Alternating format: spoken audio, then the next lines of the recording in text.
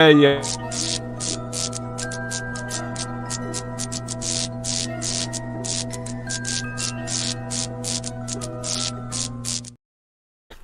So, hello everybody and welcome along to another episode of the Ghostoul Podcast. Today, we're going to have a boys chat. Yes, we've got Andy and Russ from the Haunted Exchange. And hey, and the man is going through his house at the moment. We got Mr. Mark Williams in the building. Hi boys, how are you? All good, all good. Good, thanks Mick. Hi Mick, hi Mark. Got a nice house, right, Mark. So how are we doing? I know, it's good, isn't it? Yeah, tell who's got the money. It's great when you have a good background, doesn't it? Makes you look rich. Trust me, you don't want to see what's behind me. I do. Yeah, we're curious now. There you go. So I'll send you a everybody, picture later. yeah. So everybody that's watching, welcome along. Tonight we are going to talk about public events. Are they good? Are they bad? What are the pros and cons? Have you ever been on a public event? Would you want to go on one? Are they easily accessible? Are they cheap? Are they expensive? And where can you find out how to go on one? So that is why we have the Haunted Exchange on tonight. Two gentlemen at the top here. Awesome boys in the public event game. Amazing, more like. Yeah. Thank you. Milk it. So, we've got the Unknown UK. Hi, Craig, I believe. Yeah, Craig. You're right, Craig. So anybody watching, just let us know who is actually talking to us. Just let us know, people that are here already. And let us know in the comments if you've been on an event with these boys. Have you ever been on a public event? Where did you go? And who did you go with? That's what we want to know. We want to dive deep. Mickey J. Rowley, good evenings. How are you? Hi Mickey. All right, Mick. Ricky Rowley, those. Yeah. That's a great name. It's under his pseudonym. Yeah. Yeah. It's not me. He's playing on his phone, so it could be. That's his nonsense name. Fucking hell. No, I'm just sharing the pod out. Fucking hell. Oh, sorry, wrestling name. Sorry, I got that one. Oh, I think he's right the first time. It's going to be one of them. So, boys, we'll start with you, if you don't mind. What got you started in the public event game? Why did you start it? You go first, mate. Thanks, Russ. That's all right. Didn't go more than me. Well, I've been doing it for about 35 years, but the public events mainly started whilst I was managing Smethwick Baths. Okay. So that's where I got all the groups to come in. Yeah, rest in peace. Rest in peace. Yeah, so, yeah, we had good 20 years there. Yeah, At least, yeah. doing events. You was there 30 years. Yeah, we did events there for 20 years, and it was really good. So that's what got me into it, and we've seen all kinds of good events and bad events and mediocre events, and it was just that we could do it a little bit differently, not better. Well, in many cases better, but Yeah, man. you know what I A lot mean? of cases better. Yeah. I think I just got into it to try and chip people up. That was the main thing. Knowing that I weren't scared of much, so I just being a bit of a barn pot, and I'll just walk into anything. Yeah. And I thought, why can't anybody else do that as well? Exactly, because that's how people see the paranormal. I want to go and investigate. How do I do it? Just go to a cemetery, go to this building, see how you feel. Same like you did with your public events then. Why not do it? Why not start? It's a different type of thrill seeking for people, isn't it? So you got the thrill seekers, and you've got the people who want hard evidence, and so I think Andy was like, it's like me. We wanted people to go away thinking, did that really happen? Is that Is there something in that? And Yeah. that's what people would come back. And then hopefully they get the bug and do all the hard work research that we do and we've done and the learning paths we've been on through our lives. So, yeah, if we can give that spark, we're happy. Yeah. I did see today that there was a fire at Smethwick Baths, wasn't there? Yeah, last night. Yeah. Was it last night? How bad was it? We don't know yet. We just don't know. It's a bit of a contentious subject. I mean, if anybody has seen the post on the Haunted Exchange, there's many comments, which we all tend to agree with. Yeah, I agree with you. Yeah. Grade 2 listed building. Nobody will grant permission for what needs to be built on there. So what happens round up by us, it normally burns. Normally burn it, and there's no contention then, is there? Well, no, it becomes structurally unsafe, doesn't it? Maybe it's going to burn. Yeah. Right, Yeah. They'll try and make the structure unsafe so they can demolish it, and there's probably about £20 million worth of land. Yeah. There. I've seen it so many times throughout our borough. So many old buildings just destroyed through fire and then they build something dodgy on it, in my opinion. Yeah, housing. Yeah, and other dodgy things. Yeah. Yeah. So, Mickey says that they've been on events with you boys before. Yeah, we've lifted your ban now. Yeah. You can go back. Yeah. Just me as well, Yeah. apparently. Sicky fuckers. Fair enough. Unknown UK. I used to run the Cambridge Ghost Hunters for years doing public events, but I kind of lost the love for investigating as I was more worried about looking after the guest than investigating. Yeah. How do you boys deal with that? Obviously, are you hoping you get evidence straight away, or are you mainly focused on are the guests happy, or is it a bit of mixture of everything? It's a mixture in it, yeah. We've got to be happy in what we're doing, otherwise we wouldn't do it. Yeah. So it's got to make us happy doing it. But we're both customer focused, so we want the guests to come away having had a great experience, even if nothing has happened. That's the most important thing for us. Yes, we want the evidence, we want it to happen, but as we all know, it doesn't always happen. But if they can go home and say, we had a cracking night, nothing was fake, everything was done properly, and we had a laugh, that's all we want. So, yeah, and I don't like to see them as guests. I like to see them as friends, and or come as guests, leave as friends or part of the team. I think that's what we like to do, like create that family environment, because it is a place where, specifically if you're new, you can be a bit, what's going on here, and when they realise that we're all friendly and Nutters. open on nutters. Yep. It makes them more aware. Nutters. Well, we all are, aren't we? We are nutters. We talk to the dark. There's nothing there. Exactly. I do Talk think to we a have brick to be wall. a bit Or more that. hinged, yeah. I remember when I used to do public events back in the day. I'd only do like 3 or 4 a year with UK Haunted, and we always used to start off with the Ouija board. And we had a massive Ouija board that we made, like an old patio table, and we get loads of people on it. And if that moved, in my head, I'm like, right, that's it. The night's rocking now, because people are invested in it. Things are happening. However the Ouija board works, who knows, But for me, it was like, because like you say, you want stuff to happen, but you can't guarantee it. So, you don't. I always felt pressure when I did events to make sure that people were happy and they weren't going, it's a load of rubbish. You'd want things to happen.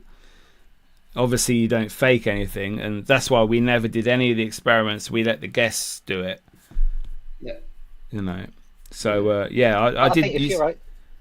Sorry, Mark. Go on. Sorry, Mickey. Oh, we're so polite, aren't we?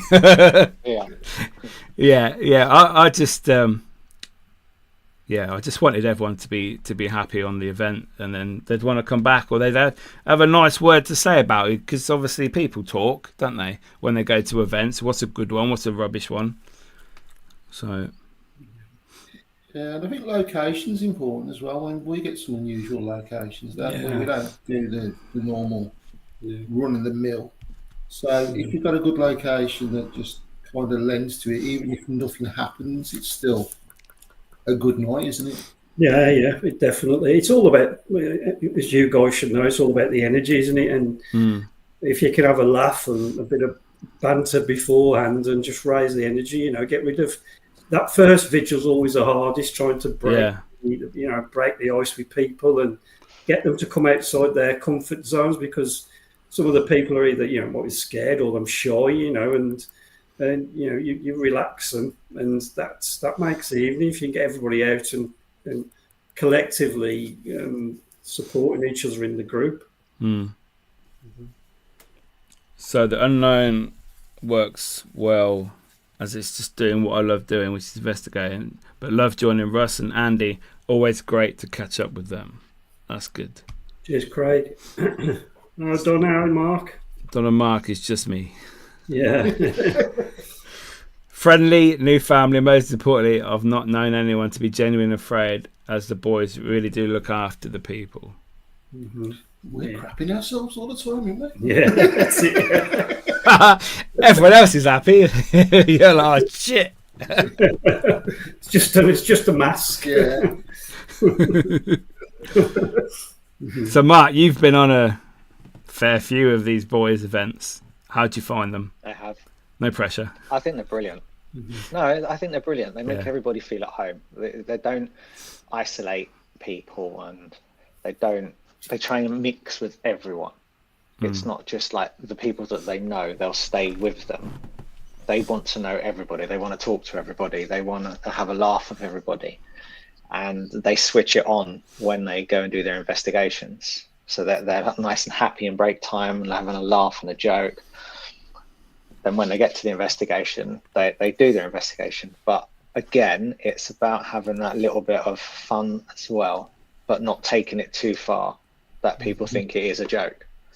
And these boys have got it down to a T. I love going.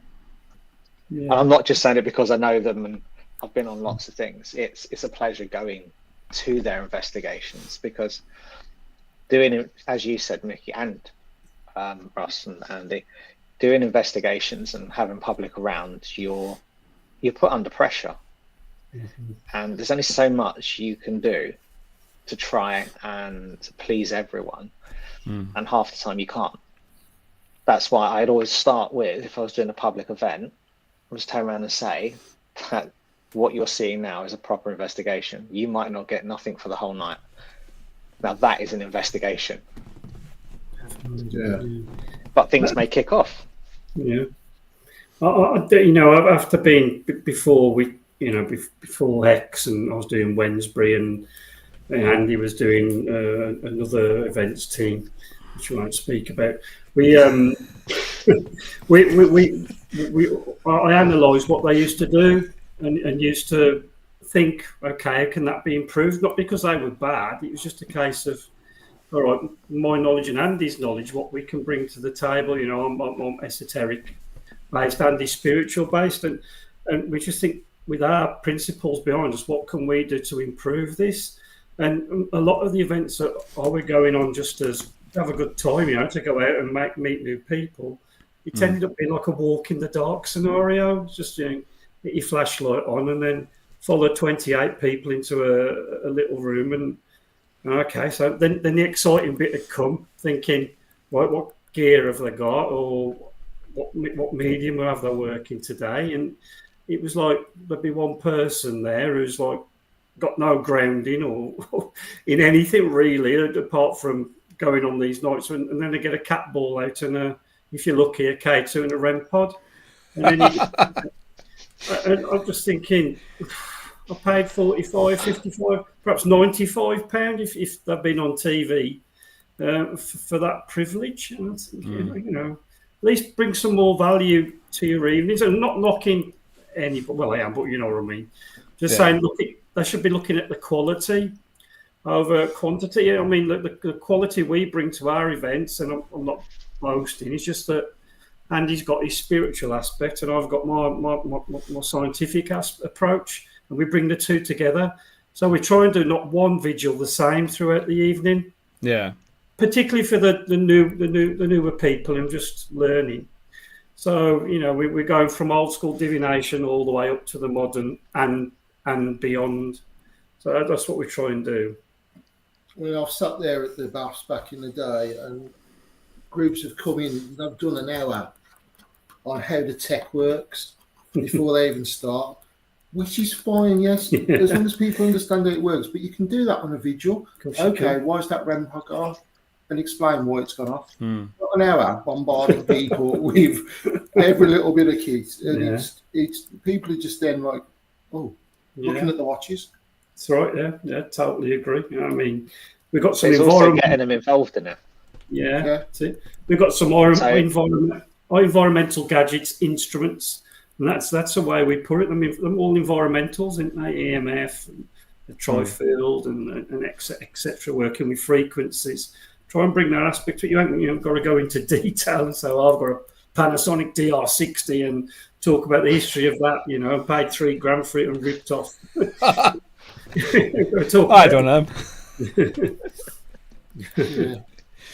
So I'm going to pretend that I've never been on one of your investigations. I have a question for you. There's a reason why I'm asking this. Do you offer protection for the guests, or is it something that they have to ask for? You're a spiritualist. We prefer if they come and ask. It's always they're available. Okay. Yeah. Sometimes you have protection, or give that little bit of protection prior, and you kind of like, what's the word I'm after? Kind of affect people's judgments on what's going to go on. So, you know, if you're more tech-based or a skeptic, you're not going to want protection there, you know, no matter what we offer.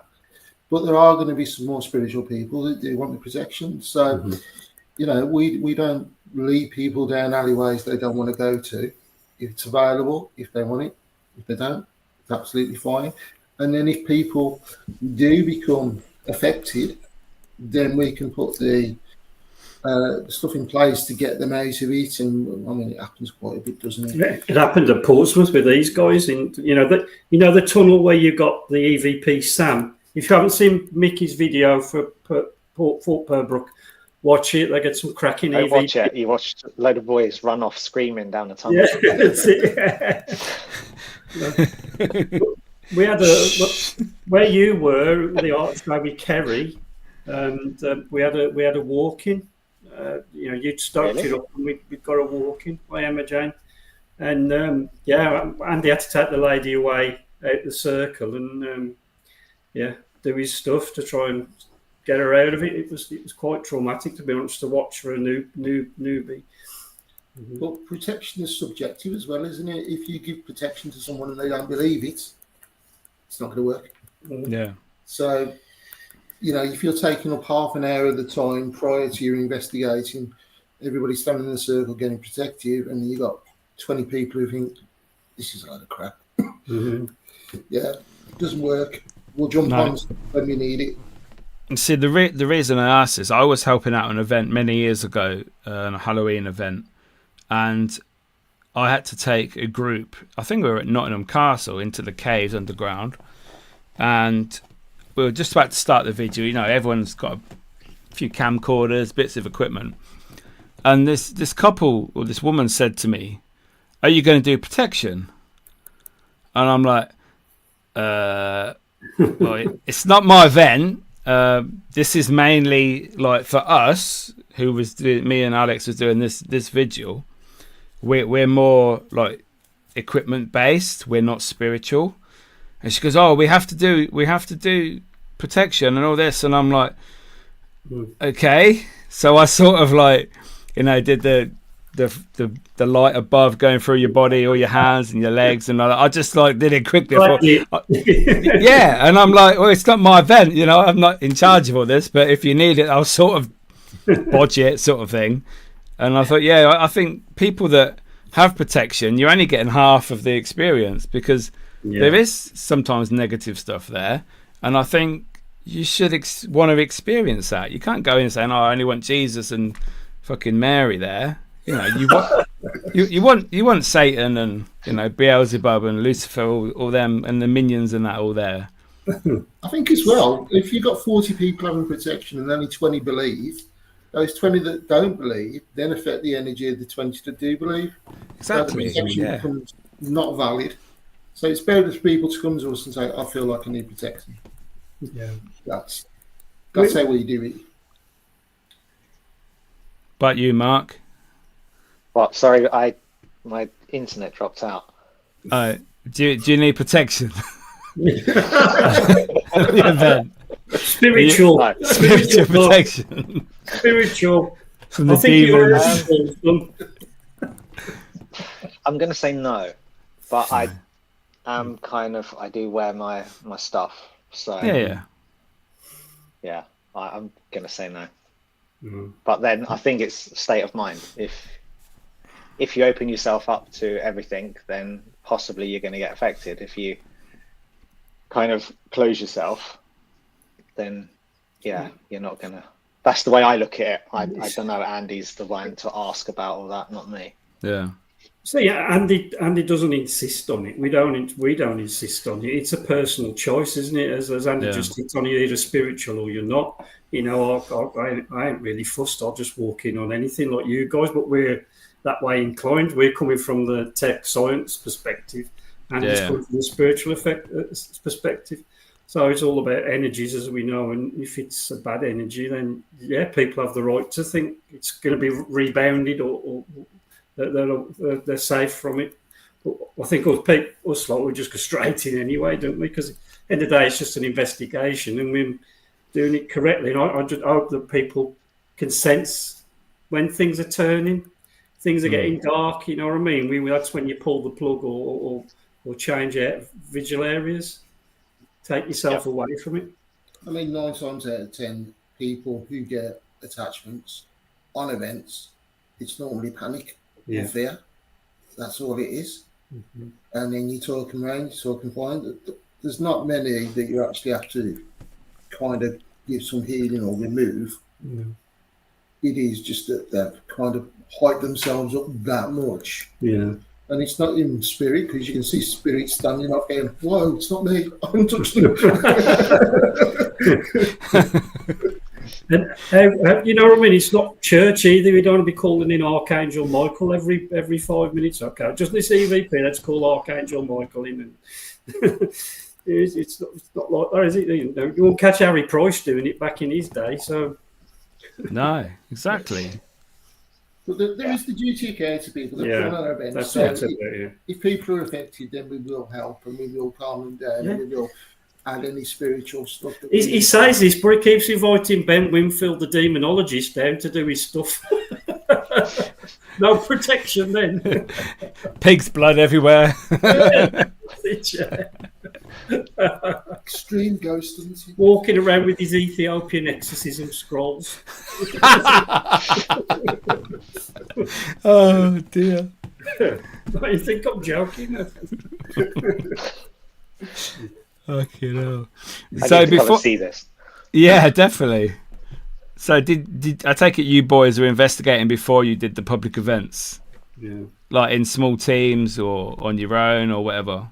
I've done a bit of everything, you know. I used to go off on my own, do all the local folklore and do all the little haunted places around just to see what I get and practice my techniques really. And you know, I see what happens to the days when people used to do a baseline test, you know, and actually write down the factors or the environmental factors before you start. You know, our art's gone out the window.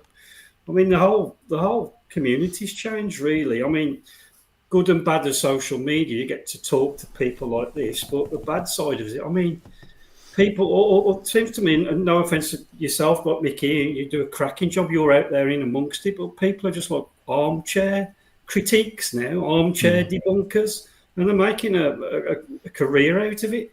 Everybody's videos are shit, and all these investigators are crap, all these mediums are crap.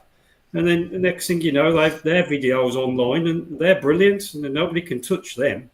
And I'm thinking, do we want to be part of that world? So we tend to cut ourselves off from videos, etc. So fair play to you and Mark, putting it out there, and your EVPs and stuff are brilliant. So carry on, mate. I keep forgetting he's got a bloody camera in his hand. Yeah, that's it. Yeah. Always filming. Tell me about it. It's like experiences, everybody's experience is unique to them, isn't it? And that's what should be respected. We don't need 1,000 debunkers at the minute. I'm all over TikTok and YouTube, slagging everybody off. I mean, if you're going to be in the paranormal, be in the paranormal. Go out and do something. Don't just sit there in a pub or wherever saying everybody's crap. Go out and do something, and you might have your own epiphany and your own, puts you on a path to enlightenment and knowledge and to the other realm. Anybody can sit there criticising people. So, but the thing is, I think if you're doing a video and you're doing a live and you show people that you're trying to debunk what you're doing and what you found, how can they actually turn and say that you're crap? Because you're proving to them that you're now trying to work out, was it a sound from outside, or did the REM pod go off because the minicab drove past and he keyed up at the right time? Yeah, true. I suppose it's the way you present it on video, but I still think they'll find a way. Definitely find a way to have a pop. Yeah, because they'll say, "Oh, it's boring." Yeah, it's boring now. Yeah. It's fancy. What we do is, if you record it is boring. You know what I mean? 12 hours in a room in darkness and waiting for things to happen. So, yeah, I mean, everybody wants that instant adrenaline hit, don't they? That's what they want, an immediate scare. But that's not true. Just go with it. You'll get a scare and a laugh at the same time. Yeah, exactly. Yeah. And it does become addictive. We've had people that come on for the first time and they're there every week now, aren't they? Yeah. But they thought they'd do it. They're probably better investigators than us. That's it. Yeah, but then you've got the knowledge, and you brought them into it. Yeah. So they've watched you, they've been with you, they've seen how you do things, and they're just trying to follow you. So that's something good for you. Yeah. That's it. I mean, like, as I said at the start, Andy's spiritual, and I've followed the occultology route, if you know what I mean, a bit of the unseen, a bit of everything, and just try and bring the two together. But we spent a lot of our life doing it, from 15, 16, and I've been reading and studying and listening and asking questions, and a lot of people in it now are just straight in, straight camera, straight online. It's like you guys, I've known you guys forever. Straight into it, buy yourselves a REM teddy bear and film yourself. 1 million likes on TikTok if you look and sound good. They're brilliant at what they do, amazing at what they do, but it's the substance and the history and the legacy that they've gone through, the journey. I like to see that side of things. You know what I mean? See the substance behind it, the thought processes, and not just replicating.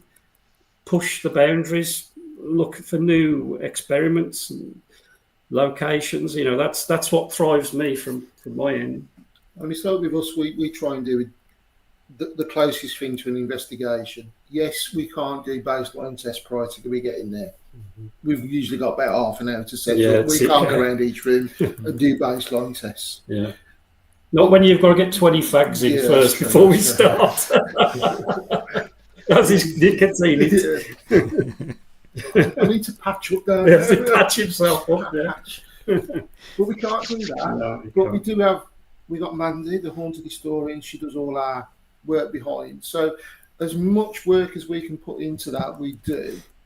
And then people will then filter off into their own groups later on and start doing their own investigations where they can do the baseline test. Yeah. If we give them the basics, then we're happy for them to fly in whatever direction they want to go in later on.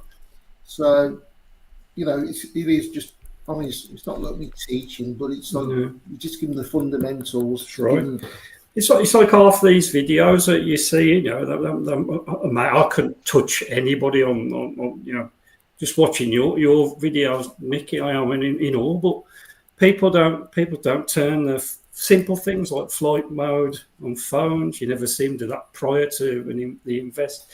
You never see them. You know, you don't explain. I don't explain plus and minus 5 degree on temperature, and you know that bringing that the atmospherics into it, and also you know the 3 photograph rule. All these old things that were instilled into me when I was learning about it. You know, just the basics and these old methods and techniques and skills are, say they've been coming back 20, 30, 40 years since, you know, and there's something in it, there's substance in it, and rather than just going in fresh, if you know what I mean, and doing it, you see, you know, have some kind of standards behind you. Yeah, I mean, you see these YouTubers, they've all got smartwatches on and it's taking all the kits off and everything like that. True, yeah, smartwatches, watch off.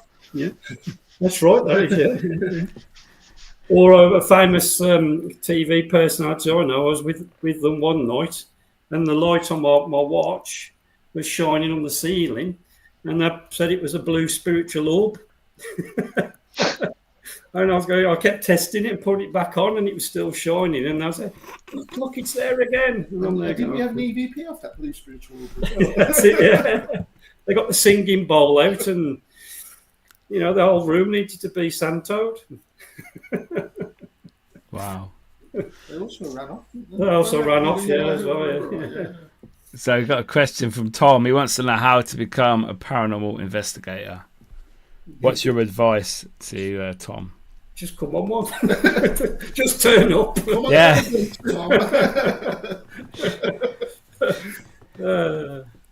Dennis did, didn't he? Yeah.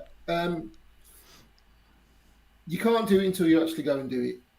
You can't do your research whilst watch as many YouTubes and ghost programs as you like, but you actually need to come on an event, experience it, and then whatever way that you like to do it, then from doing that event, you can go and do in the future. Agreed, yeah. You know, come and speak to people who know what they're doing, whether it's us or somebody else, and then away you go. You don't have to buy all the kits in the world to get a notepad and pen. You know, just write down what you feel, how you feel. Your body's the best bit of paranormal kit you're going to get. So it depends what you want to do, whether you're more spiritual, whether you're more tech. So, yeah. So, you know, everybody follows their own path. Me, Andy, Nicky, Mark, we all follow our own path. And as long as we're truthful to our own path, you know, and as I said at the start, it's your experience. It's your spiritual experience that you've had. Don't let other people deter you from that. If you've seen something, felt something, that's up to you. It's not to anybody else to debunk that for you. And, you know, your gut knows if you've experienced something, because your gut and your brain are linked. Always go with your gut. And whereas Andy just said, come to an event if you've never been on one, Tom, and just pick up some little basics and you'll find your own way. And you can go out on your own or with a friend and be nice and safe. And as long as you're safe and you're enjoying it and you don't take it too seriously, that's some advice. Well, also, I think as well, if you are drawn to one area more than the other, say if you're more drawn to tech, that's great, but do learn about the other aspects as well, because you can call stuff in that will then use the tech. Yeah. So as long as you've got a basic grounding in both kind of aspects of research. I mean, the technical side just opens doors to everything else. I mean, it's a huge world. It's paranormal community, the paranormal field, esoteric field. It's massive.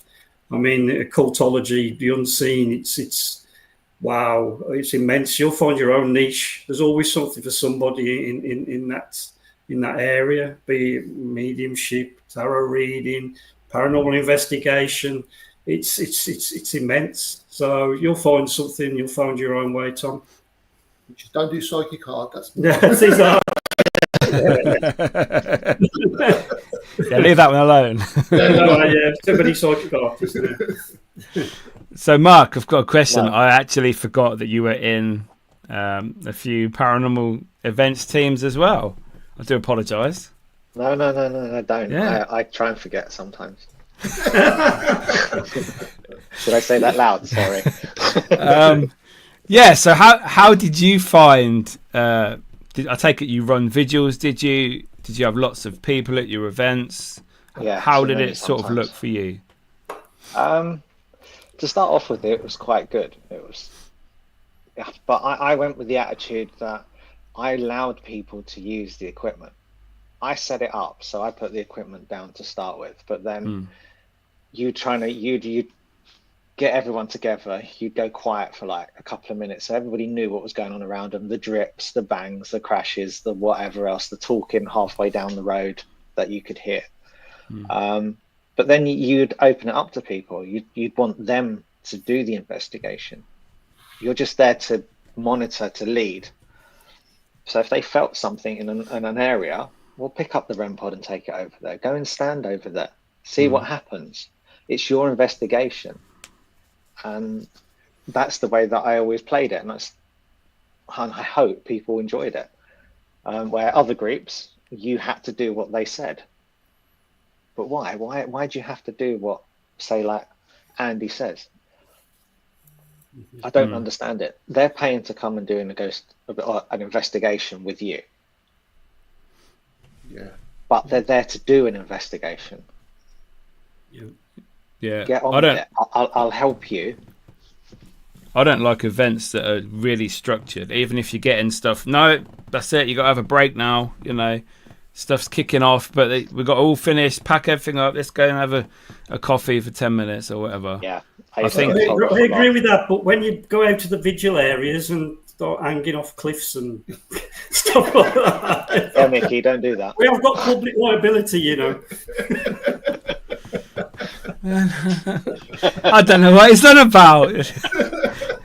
Where's Lee Bliss? Lee Bliss's fault. Right. Come on, It was. I can take you there. It was him. He said, "Come on." We just followed. He said, We this did. way. So We were his sheep. When I was watching your video, I says, "Well, I never went there on the tour, and we never went down there. We definitely never got down that end."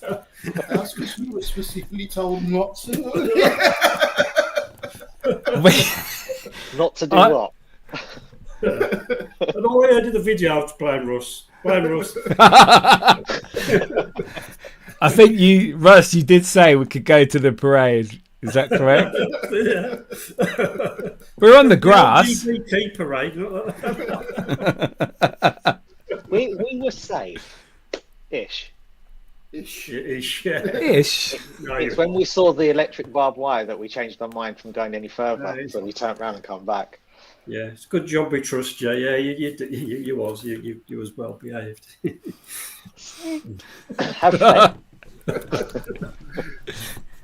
Oh dear. Okay. You ain't going to live this one down, Mickey. No, it's all on video, so I can't really say nothing. Hi, Ali. Ali's in the house, back from a walk. He's on the fitness train at the moment, losing loads of weight. Yeah. Good man. Awesome. You're already a skinny bugger, though, isn't it? Yeah, that's what I thought. He's giving it all to me, I think. No comment. But so Mark, did you do Hellfire Caves as one of your events? Yes, quite a lot. How was that? How did you do that? Because obviously it's not the biggest area. No, and there's a lot of feedback. Yes, and echoes. Yes. How did you? Was there a lot of people on the events? I think there must have been about 3 teams of anywhere from 10 to 16 people. Wow. Trying to keep everyone quiet is a challenge, shall we say. Yeah. It can be done, but then when you do hear things, you've got to actually stand and listen just in case. So if someone says, "Oh, I heard a voice," so you get everyone to stand still for 3 minutes. So just in case the other team up the tunnel says something else, then you can go, "Okay, did it sound like that?" Yes. Okay, so it's the other team. Let's try again. But then you do have some amazing nights down there, and I mean amazing. I'm mainly pulled out of there quite a lot by the girls that work there, because something down there doesn't like me. But only if I take all this stuff off. And I didn't believe that this worked.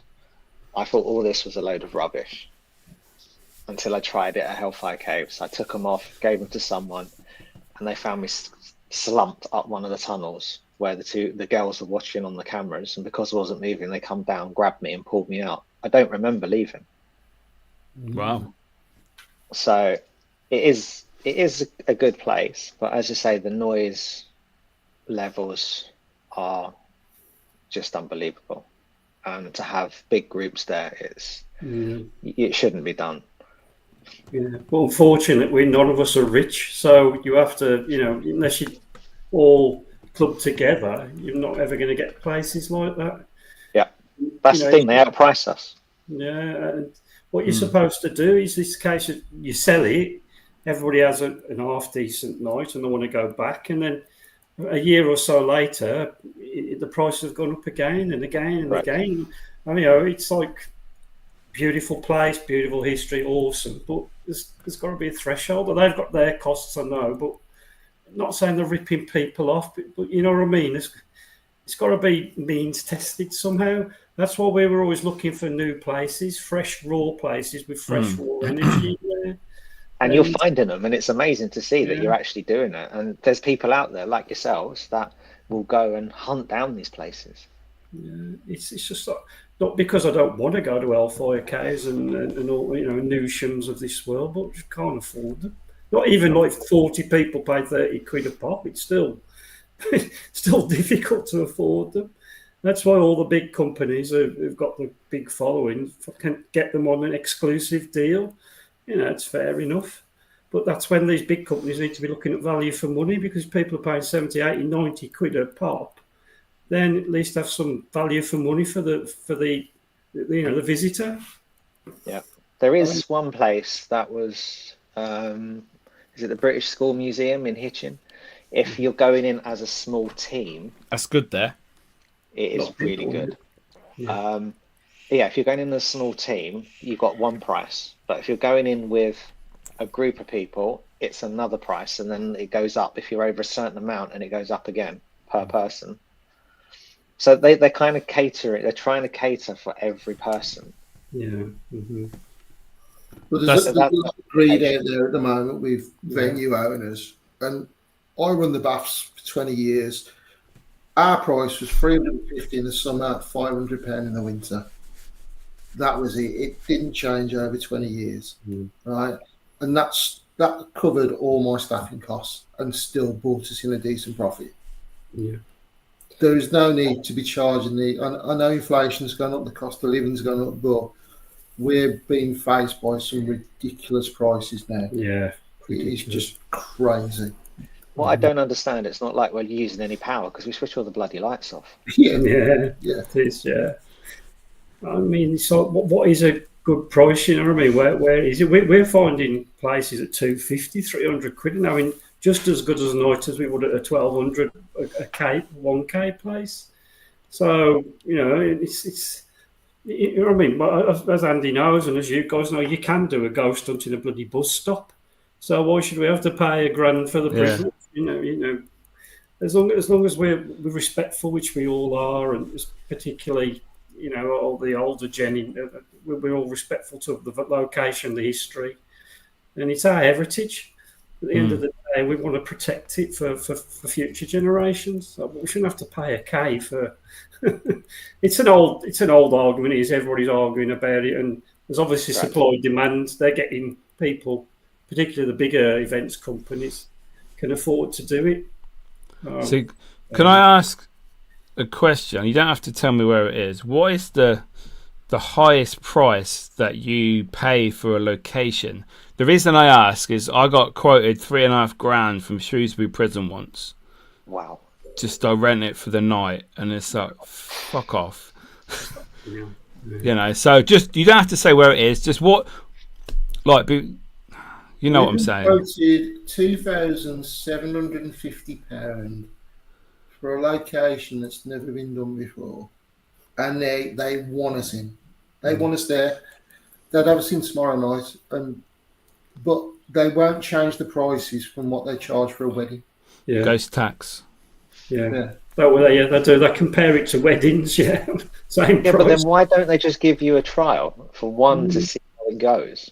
That would be kind of a decent thing to do. Yeah. So me and him have had discussions before, because he's just like, he just throws money at everything. We've got to sell the tickets, man. How are we going to pay for it? We sell the tickets. And here's me, I'll do this for a tenner. But no, it's just ridiculous. Some of it's just crazy. I mean, but where else we done? Where's the one we was crapping ourselves? We didn't think we'd pay for it all. I mean, Smithfield's on this Saturday for me.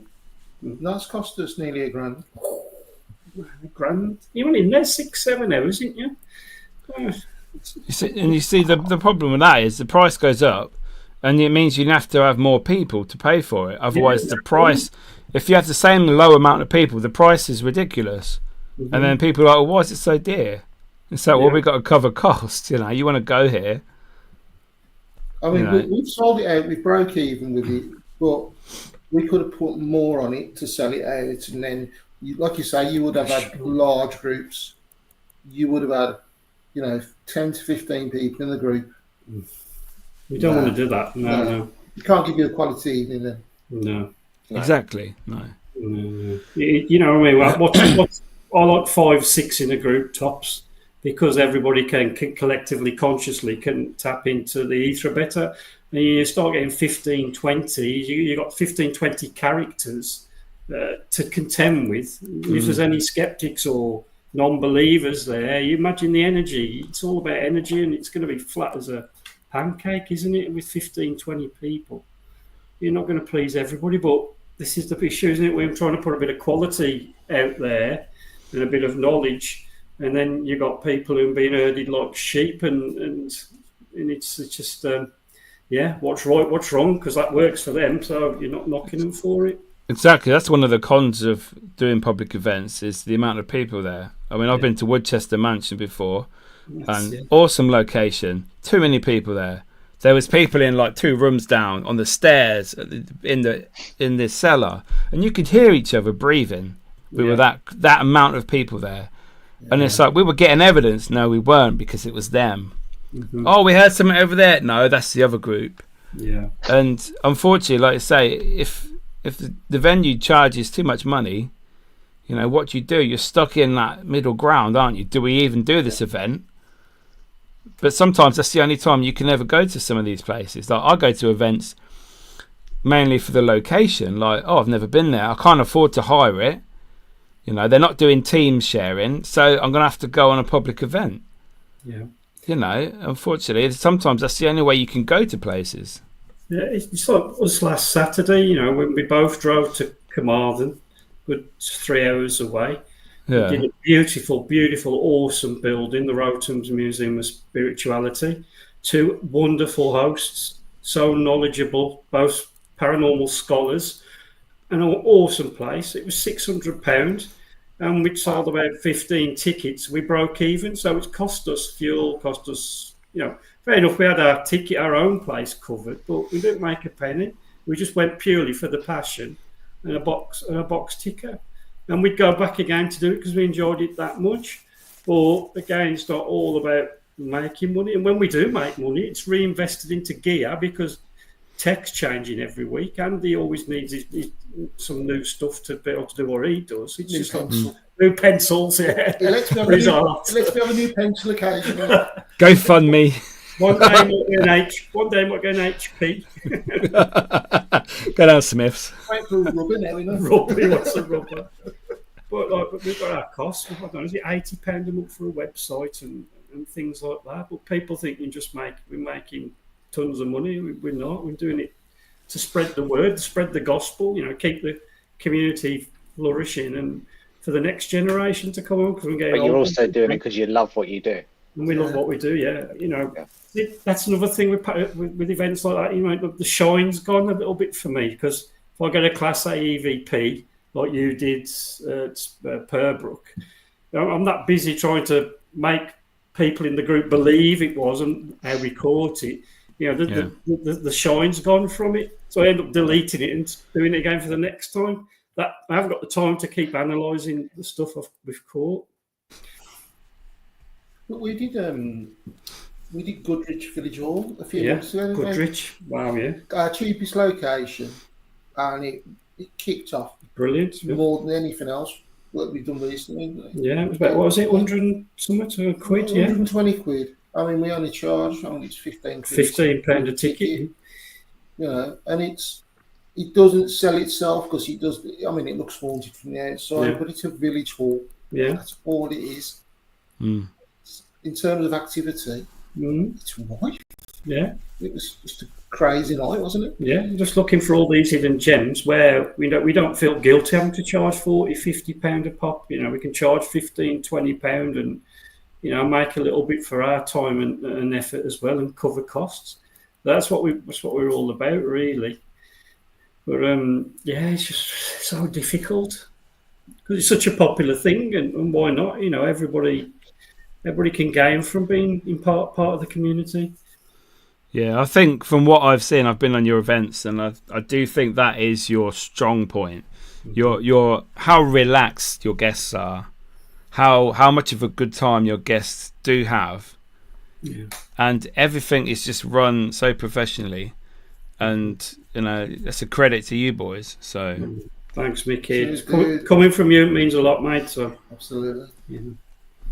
Yeah, but like you say, locations that block out venues, and it's like when I was doing events before, we'd always try and change the locations, obviously, and just to freshen it up a bit, because people get bored. Oh, you're doing there again? We used to do the full staff in Stratford-upon-Avon, fucking twice a year, 3 times a year. And it's like, again. Yeah, it's a great location. Janet and John, they're awesome, but it's just that we need to get some new places, and it's probably the same struggles that you have, trying to you try and contact them, or how many people, what we're going to charge you this amount, and so that's not happening. And like you say, some of the best places are the ones like a village hall, the small places like the local museum or something that actually rely on ghost hunting companies and people hiring it to keep afloat sometimes. And I think sometimes morally they're the best places to go to. Definitely, where they need. It's like shopping at your local shop, isn't it? And instead of the big brand chains, support your local shop.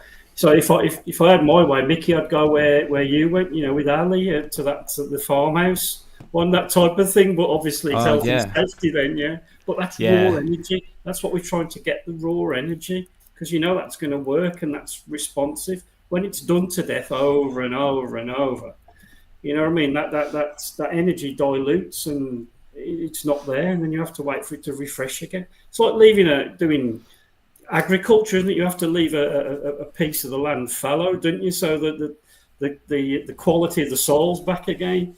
And that's what's so many locations, in my opinion. So have you boys ever had to kick anybody off an event? Don't say names though. No, I'm not asking for names. No. It's kicked off at an event. I've tried to keep Russ out a few times. Wasn't it a headlock, Russ? Particularly when I've not had my medication. In the car. And he's going, no, don't say that. You can't talk about noncery on public nights. Fuck me. Wow. Oh dear. It's not the ghosts that scare me, it's what comes out of Russ's job. That's right, That's the truth. Jimmy Savile's not here tonight, Russ. Send him back to 80s.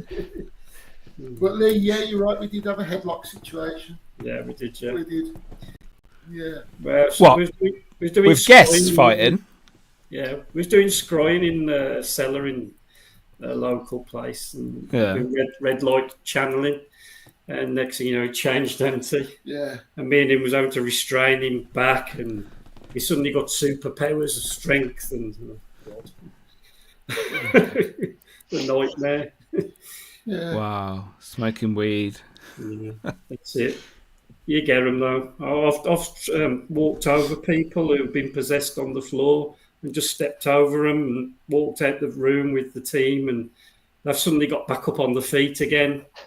I was just thinking, God. It just happens all the time. There was 30-stone bloke I went to a museum with, and I put him in the middle of a pentagram, blindfolded, and we was just doing like little lone vigils. And he was caught on CCTV camera. He's saying that he got drop kicked in the chest by the spirit, and you see him falling over, screaming. And you're thinking, he should be on. He should be on TV with that. It's a new one. It just don't happen like that. I mean, I don't know. It's always subtle, isn't it? It's always a subtle thing. Yeah. These people who are getting scratched, bitten, and probed in the anus and things like that. I just can't buy it. I really can't buy it. So this is obviously due to a paranormal affliction, basically. Not. Yeah. Okay, because I've had to remove drunk people before back in 2009 at an event we held, and they were just getting pissed. Yeah. Oh no. And it's like, you need to leave now. Why? And they were like falling over, and it's like, no, just fuck off. Yeah.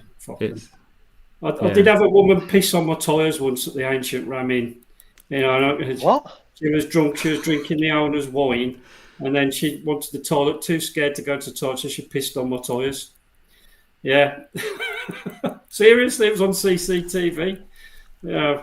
I never put my billy. People forget, you have to put up with it. I chucked an events company out at the baths once. Did you? Yeah. So they said, can you do a history tour? So I went and did a history tour for the guests. They stayed in the base room. When I come back up, there was nobody there. So 10 minutes later, they all come back from the pub pissed. And this was a well-known events company. Okay, no. So I chucked them out for drinking. But then all the customers were there. So me and the staff in the baths had to run the event. Yeah. And I billed the company for it. Wow, not surprised. Yeah. Wow. And I could say the company, but I'm not going to. But you would be shocked which company it was. Ooh. Yeah. Put your comments in. To be fair, I know some people at certain big events companies, and that wouldn't surprise me, because I don't have a very high opinion of some of them, to be honest, that I have met over the years. So yes, I can see that happening. You just don't know who's going to come on your evenings, do you? 99% are great, and a lot of knowledgeable folk. I learn a lot from people and their experiences, which I love. I embrace that, but that 1%, you just never know. There's a couple of skeptics coming our nights, and they don't come to experience anything. They just come to sit there and not giggle. It's like they've just got stone faced. They won't participate in nothing, but they just love to be there because it knows it winds us up. That's the reason they come. But one day, you're hoping that something profound happens to them. Yeah. So I've got a question from Ali. Andy, remember the event you guys did at Smithick? It was a team event, loads of different teams, and there was a team doing fake trance in one of the rooms in the tunnels. Yeah. Trance. Yeah. Trance. Yeah. I think it was that night as well. Shouting and swearing. A medium claimed that she was channeling an Eskimo in the sauna. An Eskimo in the sauna. Yeah. Yeah. They had red hoodies on. I know the ones. Wow. So that's what does my head in. I mean, the mediumship malarkey at the minute, Andy does it subtly. all the respected ones do it subtly and nice. I mean, these people are channeling Eskimos and Yeti and God knows toasters and tuning into. I'm just thinking, what are you doing? And there's like 14 of them fighting for the airtime, and you're just sitting as the investigator, saying, oh God, when's the Titan Vigil going to end? When's it going to end? What about some of your guests? Because I've been on a few events over the years, and everyone's a medium, and it's like, oh, I'm picking up somebody, they're over there, and then they start going into like and they're getting possessed. I mean, do you get a lot of those on your events? Because they're quite funny to watch. Yeah, we tend to know which ones are going to do it, don't we? We tend to like put the blocks on first, put them with the right people. Yeah, I've had people, grown adults, pretending I'm toddlers, crawling and. Yeah, I think that's mental health. That's not fucking being possessed. They just want attention. Have they frozen? They look like they have, haven't they? Yeah. Oh yeah, they're back again. Back in the room. Back in the room, yeah. We had one giving birth on one event. So we were just doing an energy circle. And it was kicking off. We created the right energy, the right frequency. We was all resonating to this frequency, and suddenly one of them weren't getting no attention, so she started giving birth on the bed and asking us to pull the head out. Can you see this? As we expanded, etc. So we let her give birth, and one of the team took the spiritual birth and pretended to throw it on the fire. Oh my God! These are the things you put up with, and just absolute Looney Tunes. They're like when a true medium's there, they do it subtly, don't they? And it's like try calling for this name or put some of your equipment there, and you work well together that way. But these ones are just want the attention. It's just give up. So Ali, it's not Ali, it's Unknown. Smith, it was a great location. I remember when me and Matt, Catherine picked up on the woman who died in a woman's toilet and a soldier pacing outside. We weren't supposed to even be there. That was a famous one. I remember that one, yeah. Yeah, I think Matt was picking up that quite strong, and we was having all kinds of stuff happen there. Yeah, but that was interesting. That was. Yeah, Ali, you're welcome. Ali, you're welcome on any night, mate. Just come down. Mm-hmm. Yeah, pop along. These guys are brilliant, and we'll probably all be there, so it'll be a good laugh. Yeah, exactly. So, what is there a location that you wouldn't want to run an event at for whatever reason? East Drive, say, because you can only get like 6 people there. Yeah, I think that personally, it's like things like Fred West's house and things like that. You know what I mean? That's sensitive and raw. All that, yeah, things like that. Yeah, East Drive. Yeah, it's on the bucket list. I've been there 3 times and I've experienced twice, to be honest. But I don't fall for the shenanigans. But I have experience there. But as you say, there's six people, and it's one of them places you either love or hate. So, good old Carol, eh?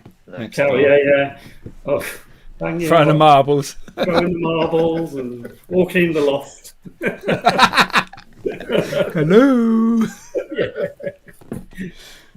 All the history behind it. I hear the land's more haunted than the building, isn't it? Because was the land. It's the battlefield, wasn't it? A battlefield, yeah. And hangings and things on the land. So, I bet you, Andy, what you want to do, being sensitive, you know what I mean? What's going to affect you? I think sometimes, no, I don't know. I'm pretty open to anywhere.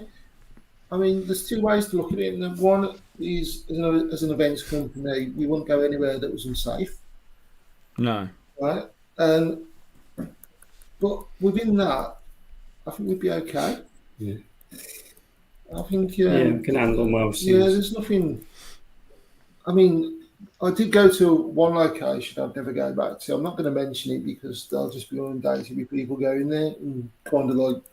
But it was absolutely wild and got me sick for 2 weeks after. And it was just the energy there was just evil. It was about child abuse and rape and all kinds of sacrifice. And I wouldn't take a public event there.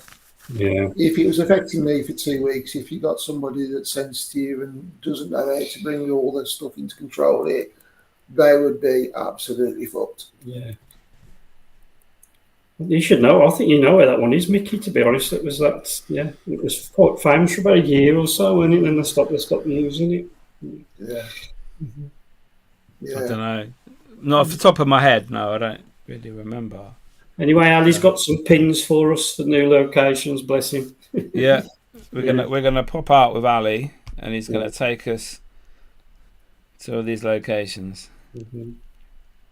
That's the thing, though. Ali does a lot of abandoned, and I've been on a few of them with him and Sadie, and they're really, really good places. But like you say, they're not safe for the public because you're not supposed to be there. No.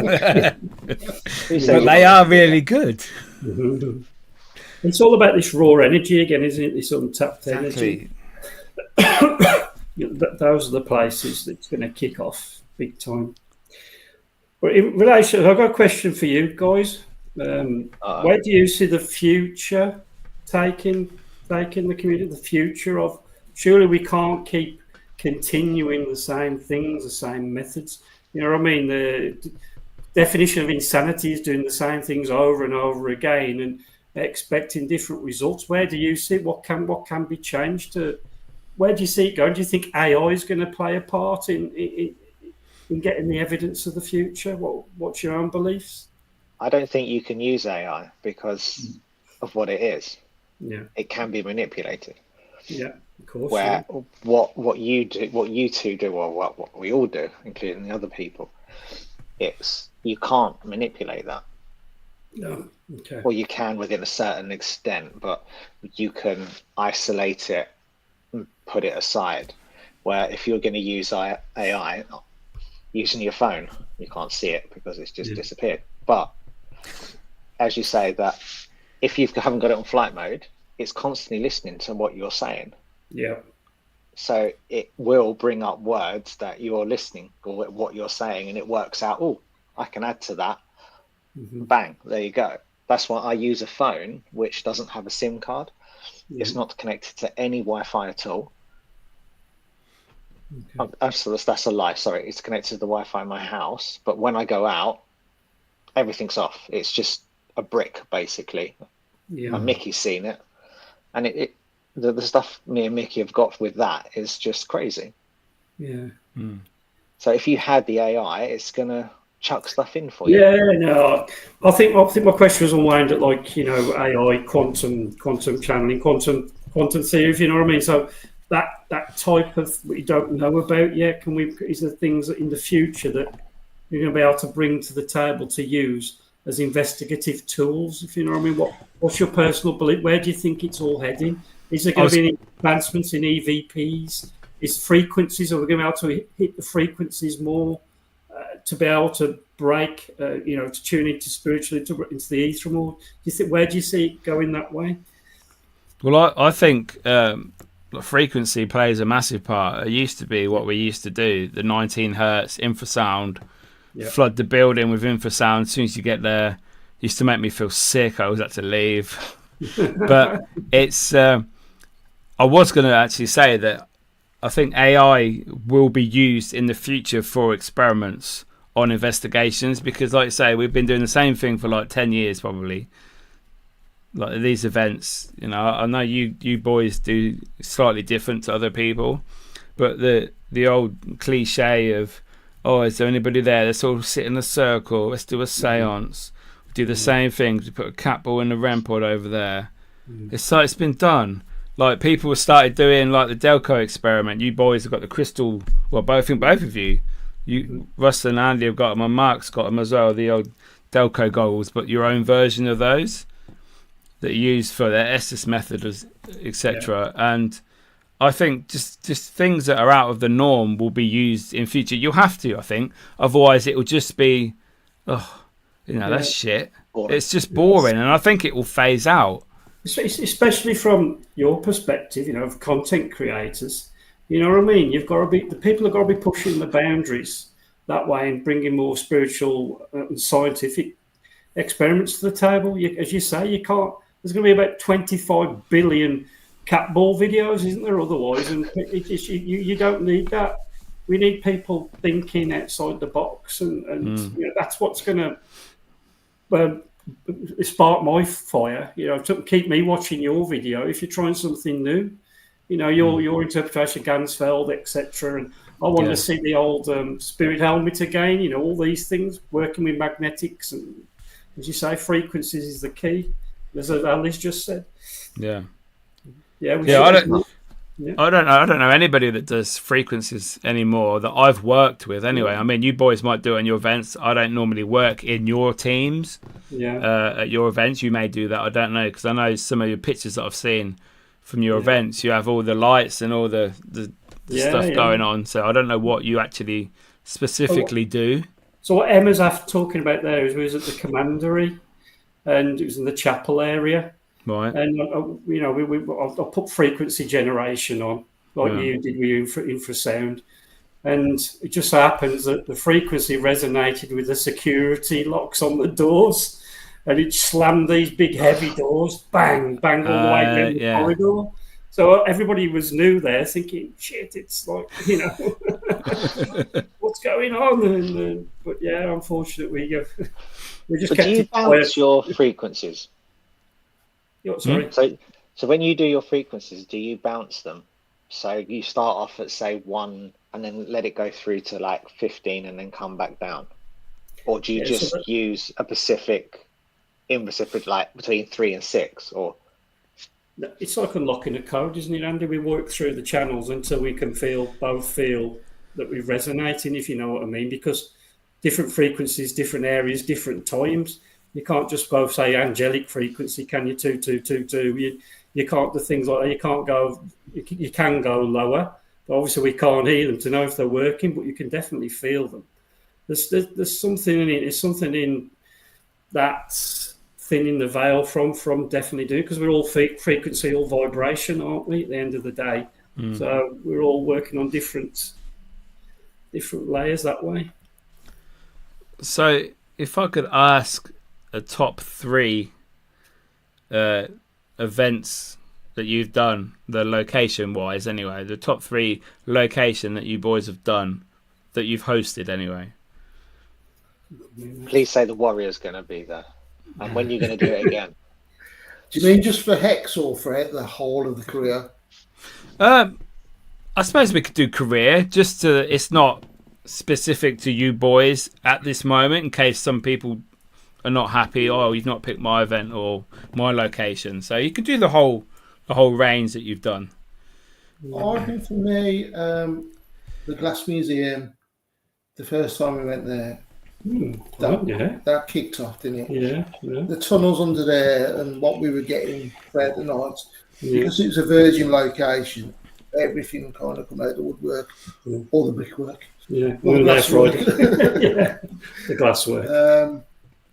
Years ago, just because Warwick Castle had cocked up, we got a room that they give us because they needed to make amends for their cock up, and it's never been done before, and it kicks off in there. And just because it's interesting and it's just a unique location, Mary King's Close. Yeah, that's a good one. Yeah. Oh, Edinburgh, That's a really good one. I'm going to have to say Smethwick Baths. How can you not say that after 30 years? So you investigated it every single day.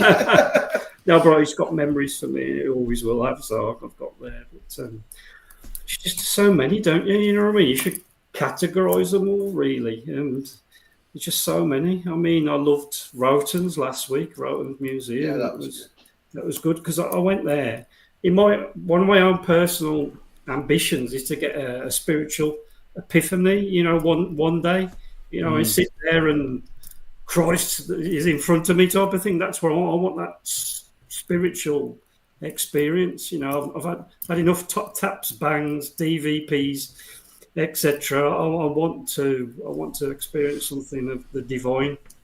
So that's what my aim is. And Rowton's last week, I felt like I was getting close to it, especially sat in the chapel. Because the chapel was for healing. It was used for healing. It's like the Welsh Lords. And the history for healing there is unbelievable. So I sat there on my own thinking, right, here we go. Let's get something. But yeah, anything like that. Anything out the ordinary for me, really. Anything that's got the lore and folklore attached to it, I'm well happy. Yeah. What about you, Mark? I'm going to say Drakelow. Oh, yeah, good call, yeah. Oh, I miss Drakelow. Yeah. I've got to admit, the first time I went there, it was out of this world. And nothing's ever come close to it. Yeah. Apart from Andy's place, Smethwick. That was the footprints, when there's no one around, small footprints, water prints. And you just think, where's that come from? Mm-hmm. Big Evans. But yeah, definitely Drakelow. Yeah, I do think Ali's right. I think people are capturing evidence now, and that they're scared to air it. You guys, are not. You ain't bothered, which is great, and you're doing it correctly as well. Your methods as well. But again, is the correct methods? I don't know. You do anything really, don't you? You're not conning it, should I say? No. But people are too scared. It's particularly what Ali just said. These smaller teams, smaller people, because there's an army of debunkers and armchair warriors ready to have you, and they're not there. Yeah, I do think that's a problem at the moment. People are. I think it's more popular and the in thing. If you get nothing on an investigation on your video, yeah. If you get anything that's slightly evidence, they're like, oh, that this is this and this is that, and this is why you got it. And it's like, who's to say debunkers are right? Yeah, it's just your opinion. This is a hobby, unless you're on TV every week. I'm sorry, but we've got day jobs. We do this at the weekend, during the evening. Calm down a bit. I think people are taking it too serious. Definitely. Sometimes. Definitely. I mean, I'm just seeing it. I was out the weekend. I'm just seeing all these people. I'm thinking, really lovely people. Don't get me wrong. They hold a great conversation, scholar-wise. We can talk about history. We can talk about methods. We can talk about whatever you want your subject is. They all know the stuff. But I ask them, when was the last time you went out? I ain't been out this year. And I'm going, well, exactly. Unless you're in amongst it and experience or trying to experience this, then your argument's not definitive. You haven't got the experience. You may have the knowledge, but you haven't got the experience. Exactly. You may do your research, read all this stuff, and all these courses you do, and trying to figure out how equipment works and all that. But unless you're there, like you say, every week, how many times have they been out? Once this year or none? Yeah, exactly, fucking hell, we're out 2-3 times a month. Yeah. You boys obviously more. 2-3 times a pissing week.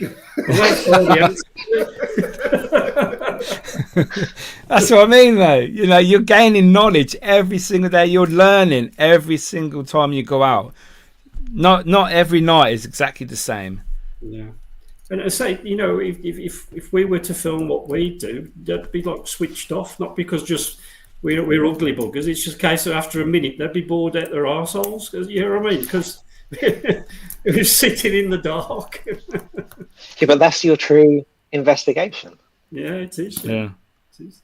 I mean, we did 20 years of investigation at the RAFs, and we've got that much anecdotal evidence and people's personal experience over stuff, that things must have happened and they must have experienced something, but there's no hard evidence for it. No.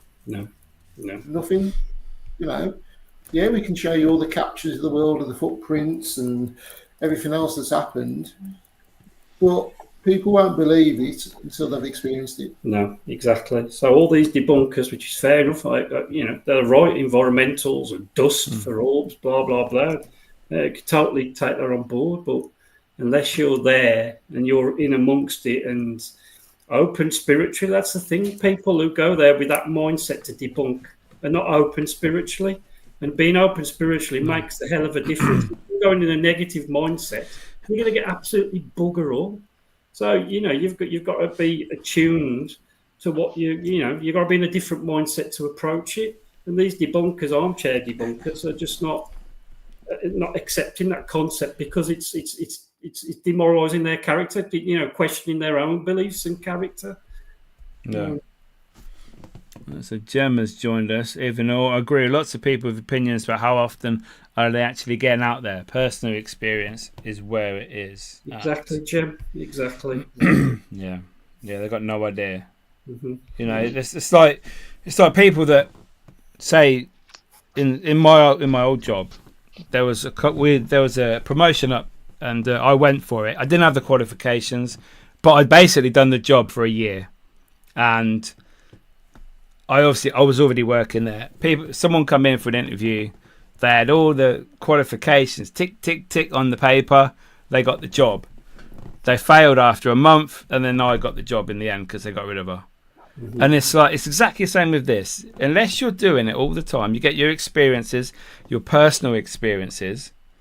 You build up your repertoire, your knowledge of how to investigate what works, what doesn't work. And unless you're putting the time in, you ain't getting that. No. Yeah. It's like ever since I've been working with Andy, I was like you guys, a hardball investigator, debunk everything that I do, proper old school in my methods.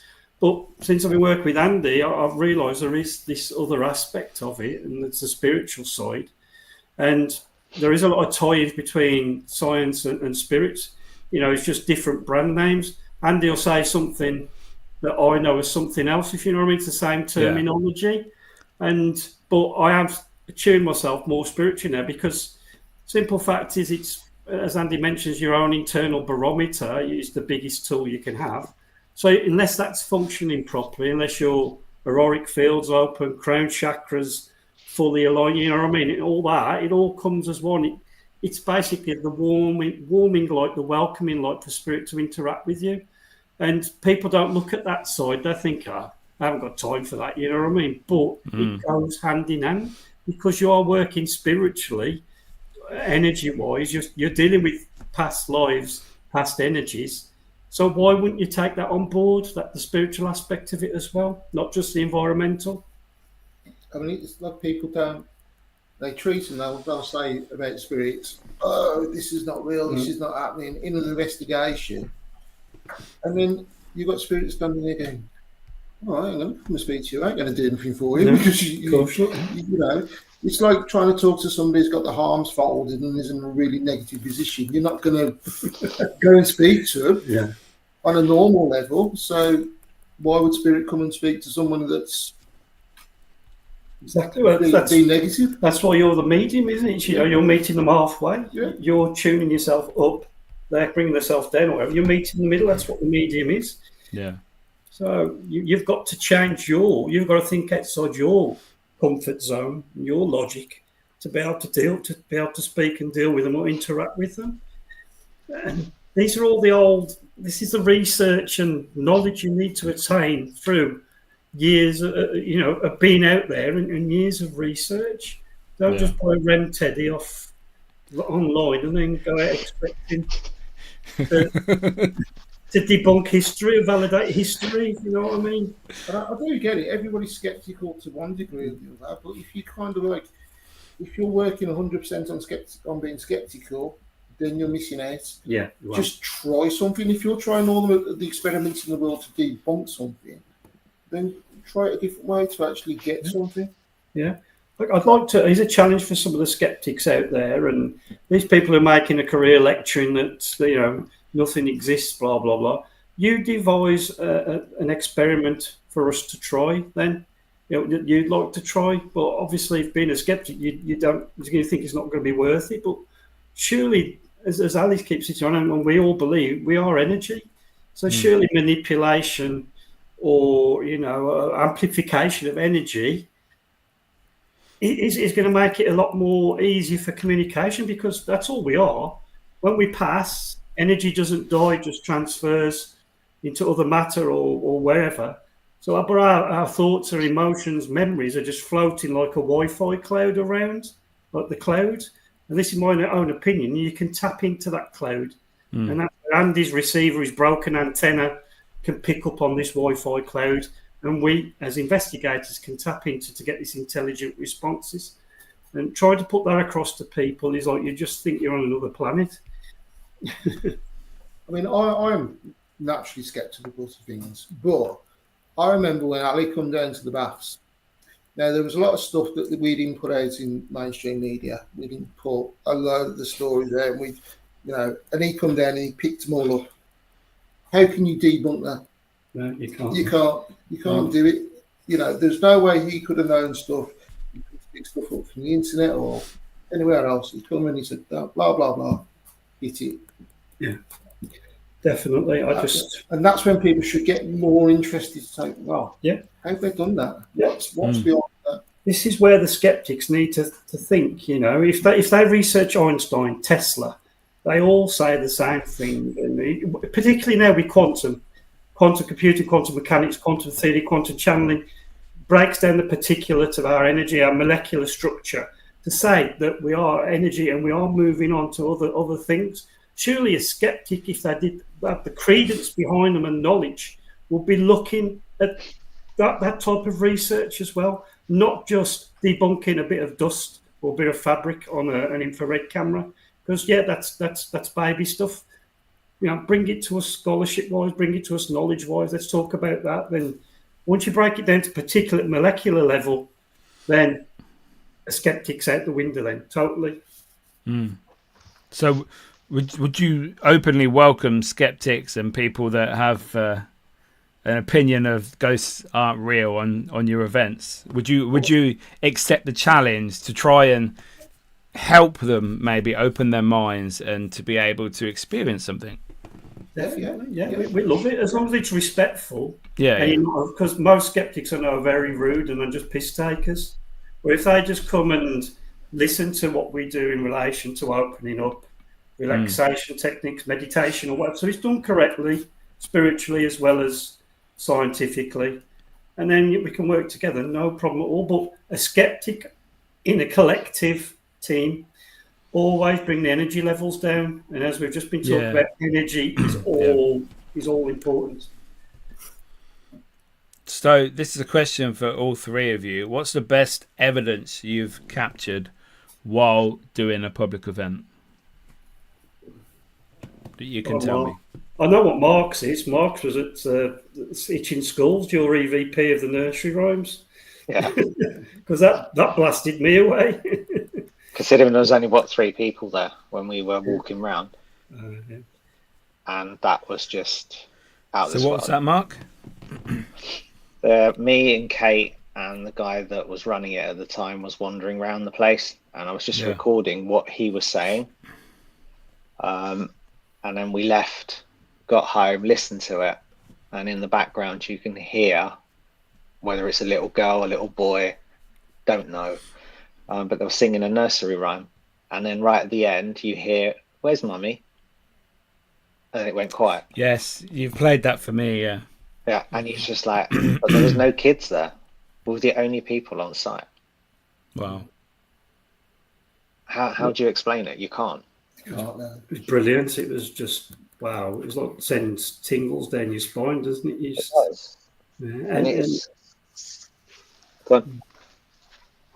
Yeah, one of my favourite must have been at Woodchester Mansion, and there was 3 of us in the dark area towards the servants' quarters, and I was just calling out, and I was doing EVPs, got nothing on the EVP at all, and we weren't till later when we reviewed the bobble of the night vision camera, security camera, and it was we heard a man, crystal clear, plain as day, responding to my questions, and it was a really dark invitation. The guy went, "God, walk through, crystal clear."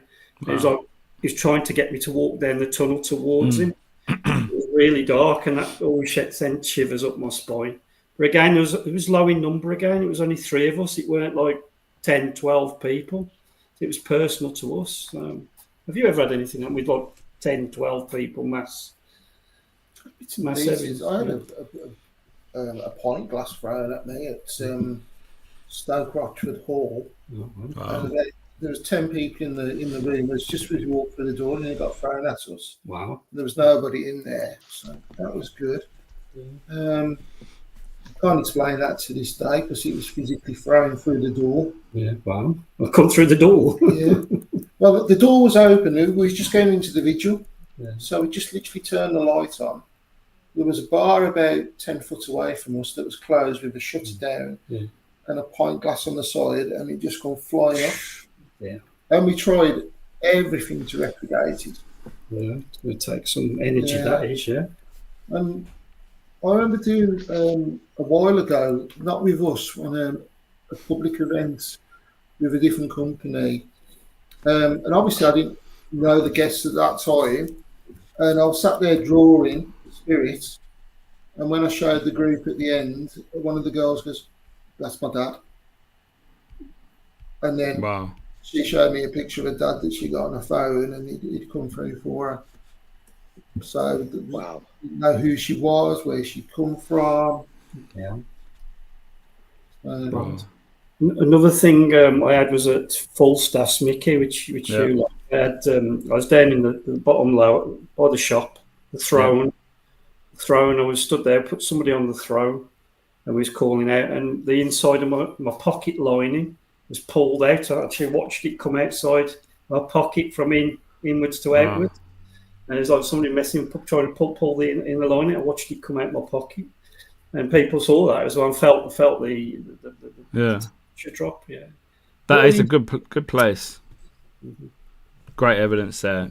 Yeah. So, Mark, this might be something you were involved in. So, Ali, it's always remember being at Tutbury Castle. Barry was there with GPS. I was invited by a friend. I did a spiritual, I think, opening circle, that's supposed to be, and asked Spirit to use energy from the cameras, and the cameras shut down. Mr. Guy was raging. I was like, but there's your evidence. Don't dismiss it. It was at that point the bloke didn't like me. Cheers, Ali. Were you there for that one, Mark? You were part of GPS, weren't you? I was part of GPS, but no, I wasn't part of that one. No. Okay. Definitely not. Oof. That's all I'm saying. I'm not saying anymore. Well, gotta love Ali, ain't you? Right, so I've got a couple of more questions for you, lovely guests this evening. Anyone else have got any questions before we go? Please put them in the comments, and we will get to them before we finish. So, if, a bit like my normal podcast, we have a bucket list location to investigate, I want your bucket list location to host an event in. So that's for Russ and Andy. Mark can answer the normal question. So we'll go you two boys first. What's your bucket list location to host a public event at? Oh, mate, you can do it. That you've always wanted to do. Always wanted to do, but we'll never ever do it, and nobody will ever do it. But Buckingham Palace would be brilliant. Oh yeah, Tower of London. Yeah, Tower of London. Yeah. Tower of London. Stonehenge. Yeah, quite good as well. Yeah. I just want to go abroad where it's warm. Anywhere. No, Queen Mary would be cool. I'd like to do that. Yeah. That I'd love to do. I'd like to do a ship. Yeah. We've done HMS Warrior. That was one of my favourite invests. Victory. Yeah. Anything maritime like that. Yeah, I love that stuff. What about you, Mark? How can you do the Victory for a Ghostoul? Yeah, you can. £25,000. You could buy it. What the hell? Yeah. So, Mark, what would be your bucket list location to investigate anywhere in the world? Anywhere in the world? Just for you to go there with however many people you want, not an event. I'd done a tour of Robin Island about 6 weeks ago. Oh, okay, yeah. I'd like to go back there with Andy, because I think that he would pick up so much stuff, and I think even he would leave certain buildings. Where's that? Robin Island? Yeah, it's in Cape Town. Cape Town. I'm ready. Take Ready. What's yours, Mickey? Hugh Hefner's Playboy Mansion. He's already been there. Yeah, they kicked me out.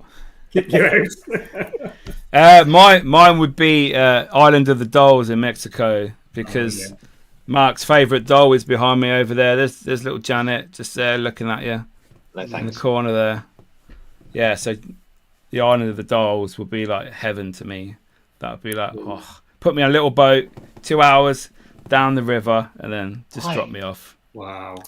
Why do we have to go investigate spirits? Why can't we go looking for aliens and cryptos?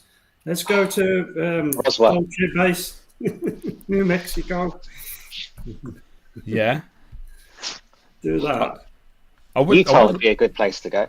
Where? Utah. So not like Roswell bit, but out into like literally nowhere, into the mountains, and just wander and see what you see in the sky and things like that. Skinwalker would be good, yeah.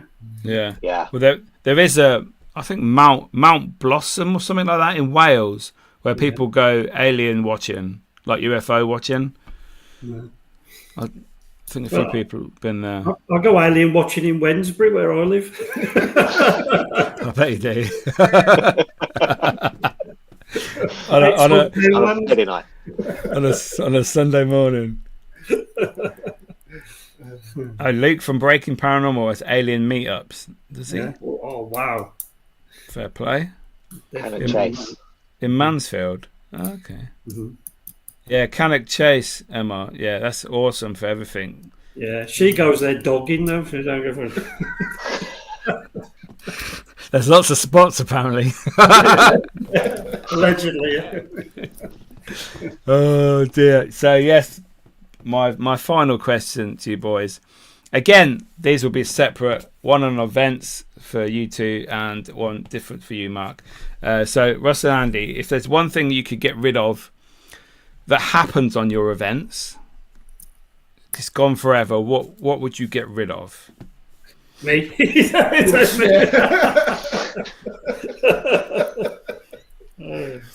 it? It's an hard question. Nothing, because I think everything is it's needed to be there, and it needs to go the way it does. That was a total cop out, but there you go. I'll say prices, location prices. Yeah. Let's make it more fair, and if you want, with people there, events team, blah blah, researchers going there every week, you're getting footfalling for the daytime. Give us a break, cut us a deal. You know what I mean? So help you put it on the map. I'd say ego, and that's not our guess. No, but that's the general thing in the paranormal. It is. It's killer, Get rid of the ego. Correct. Nobody truly understands it. We're all trying to the drama. I mean, we try our best to stay out of drama, and it just oozes with it. Oozes. But there's no drama on our events, so it's just a laugh. No. Laugh, yeah. What about you, Mark? Is that the same? I'd say it's the drama. It's the people that think they're somebody and they just ruin it for everyone else. Yeah. It's like, Mark, you're the most humane, humble man that I know, and like it just finds you, doesn't it? If things find you, you try and stay away, and it just creeps up on you. Yeah, I know what Mark would get rid of. He'd get rid of speakers in tunnels. Yes. I like the beginning of the video. I'm fed up with the noise. I wondered what on the start of the video he's got you on it there going, I will not be quiet. Yeah, he knows why. Yeah, I didn't put that in. I cut a lot of it out because obviously, I'm not a knob, so No, that's other people. yeah, and we might see them again. I hope not. I really do hope. I will leave. I'll just go home. Even if it's a 6-hour drive, I will turn around and just go. I won't stay. Go. Yeah. But yes, guys, so the final question: are public events good or bad? Depends who's running them. Good. Even as a social, it's bloody good. You know, it's a way we get together, and it's a way that you network. You just use it for that aspect. Even if you're not an inkling in the paranormal, don't care, and you think we're all shadows, and you just come to have a laugh anyway, and you know, get be like-minded nutcases. It's good, all positive. Yeah. But yes, guys, so thank you very much for joining me this evening, you three. You've been awesome and very, very muchly appreciated. Thank you so much. Thank you to all the guests that have joined us, left the comments, watched, shared. Gayla is here at the end. Hi, Gayla. A bit late. Watch it on repeat. Bad things, phantom farters. You do get that. You do get that on events, though. It's always the women. You know what? Out of 30 years, I've never heard men do it. It's always the women. The women are absolutely terrible, especially when you do an EVP blast. And then stomachs go.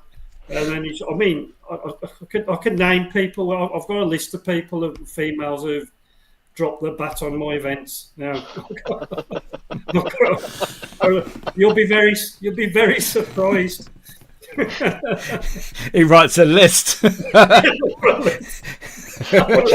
Again? Yeah. Tune in next week for more sexism from Russ. I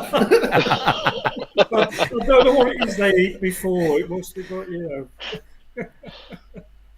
I think Andy's going to have a disclaimer for next time with Russ on. I've got samples. It's not low vibrational sulfur you're smelling. It's no. Is that what you're selling on OnlyFans? Yeah.